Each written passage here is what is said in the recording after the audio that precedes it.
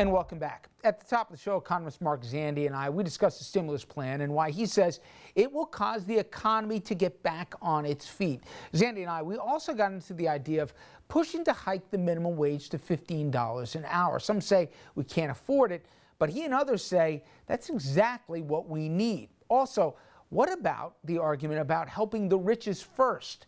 Is that a mistake we can't afford to make this time around? One thing that was part of the original rescue plan, and we know what the parliamentarians said, and it doesn't seem that there's an appetite to find other ways to raise the minimum wage, staggering it to eventually get to $15. I get the politics of it. I don't have to agree with it, but in the end, I've read economist after economist, and almost everybody, again, takes the position this would be good for the economy net. Yes, there are some small businesses that would struggle, especially if they're paying on the bottom end of the minimum wage right now. But in the long term, it's healthier to have the lowest income earners, at least at something remotely approaching a living wage. Yeah, I think so. I mean, you know, it has to be designed well. You don't want to raise the minimum wage too far, too fast, get ahead of market wages, because then you have the negative consequences of people losing their job, and the net benefit to low-income workers is not as good as large as it should be. But if it's designed properly, and, you know, most of the proposals that are being thought of, you know, $15, minimum wage by mid-decade, you know, that's, I think, well designed. It's not getting too far ahead of out of market wages. So the net benefit of that to low income workers, to those people who've been hit hardest by the pandemic, is a positive. You will lose some jobs, but on net, it's a positive for those workers that are most hard pressed. Mark, there's been a lot of fears people have said about inflation. And I think that's a little bit of a premature worry given where we are right now. Deficits, I get it. But this plan at least wasn't put in without a mechanism to also get revenue on the backside. Talk about those dual concerns and how much you really think they ought to drive this conversation. Yeah, inflation, that's putting the cart before the horse. I mean, we've been worried about low inflation, disinflation, deflation. Feels like, for most of my, my professional career, last 25, 30 years, Fed's struggled to get inflation back even close to its, target, 2% target. So, I'd say bring it on. I mean, if we have a problem with inflation, first of all, it would be a bit of a surprise, but I think the Federal Reserve knows exactly what to do to, bring that inflation back in line. So, maybe, but I don't think that should be affecting our decisioning around policy today. We need to get back to full employment as fast as possible. So, I'm not concerned about that at this point. On deficits and debt, that's a problem for another day. Economists are wont to say, and I would agree, there is no free lunch.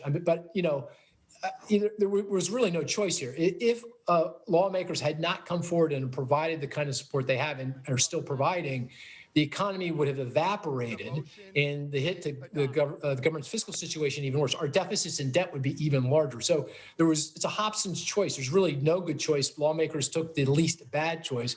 But at the end of the day, we have larger deficits and debt. So once we're back to full employment, hopefully a year and a half, 2 years down the road, if everything sticks to script, then we have to pivot, and we do have to focus on our fiscal situation.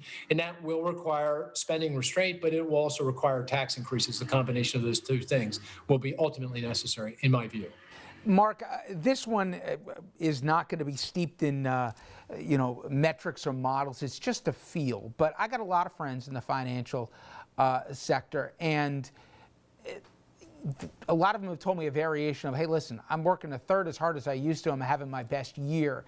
And then I'm seeing so many stories about people through no fault of their own getting really hurt. There's not a bad guy in the scenario I'm laying out, but it kind of gave me a little bit of recollection going back to 2008, where even some of the smartest guys couldn't explain what a derivative was or a synthetic financial instrument.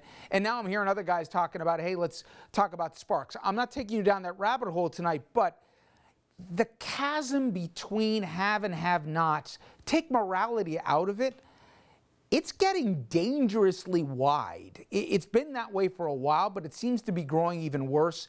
The one thing about this package is, at least, not that it'll get equity, but you're at least going to the people hurting the most. And when you're out of a pandemic where it was no one's fault, I just think people ought to be a little bit more conscious of that in both the legislative class and even in the financial class that people are going to start to turn around and say, what's going on here? Yeah, I totally agree. I mean, even before the pandemic, we had this large gap between the haves and the have-nots. And the pandemic, of course, has not been ecumenical in its impact. It's really been incredibly hard on those same folks that came into this in very difficult financial situations. This group of folks don't have own any stock, so they're not benefited from the Roman stock values. Most of these folks don't own their own home, and they're paying higher rent. Their rent has gone up. Their health care is not quite as good. And of course, these are the same groups that have been hit hardest by the pandemic, lost their jobs, lost their hours, lost their wages. And so on the other side of the pandemic, the gap between the haves and have-nots will be even larger. And it's going to take a lot of hard work and persistent policy designed to help address this issue. And it's one of the reasons, again, I think the American Rescue Plan is directed in the right way, because it's directed at trying to help those people. But it also means the next package of fiscal support that we start debating, in a month or two, will need to also be targeted at helping those folks to try to bring that gap, to close that gap. Because if we don't, it obviously has significant economic implications, but it also has major societal and political implications as well. I'm also curious if you think that government and the idea of government is going to be really be assessed on how this experiment works. And I've told this story before, but when he was then Senate Majority Leader Harry Reid, he talked about growing up. And he grew up in poverty in, I remember, Searchlight, Nevada. And he said on his wall, they framed a burlap sack that carried flour to feed the family through the Depression. And it had a picture of FDR on it. They obviously looked back then, if the government was your only source to get by, differently than now. But governments looked at it as a boogeyman, that it's part of the problem, never part of the solution. If the administration can get this right, do you think it's possible it changes the dynamic, that government can actually be looked to for help when help's most needed? That's a fantastic point. And you're absolutely right. And it begins with the pandemic, right? I mean, it begins with the vaccination process. So far, so good. I think the Biden administration has really done a very good job here. But if they're able to keep things on the rails, continue to vaccinate 1.5 to 2 million people a day, maybe more, get us back to herd immunity, as we were talking about earlier, by mid-year, summer, by July 4th. I think that will lend a lot of confidence to people around the ability of government to do good, particularly when it's most needed. I mean, the government is critical in all times, but it's absolutely vital in a crisis. And, that's when, the government, and when I say government, that's us collectively. We have each other's backs in the worst of times.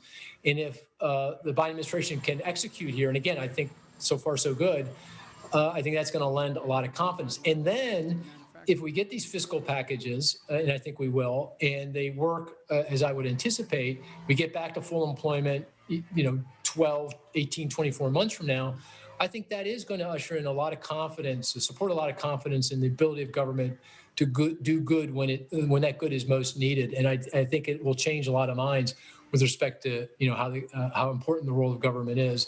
Something that has really been under pressure and under siege, really, for the last couple of generations. Hey, Mark, I really do appreciate you making the time for us. Thank you so much. Anytime, Rich. Thank you.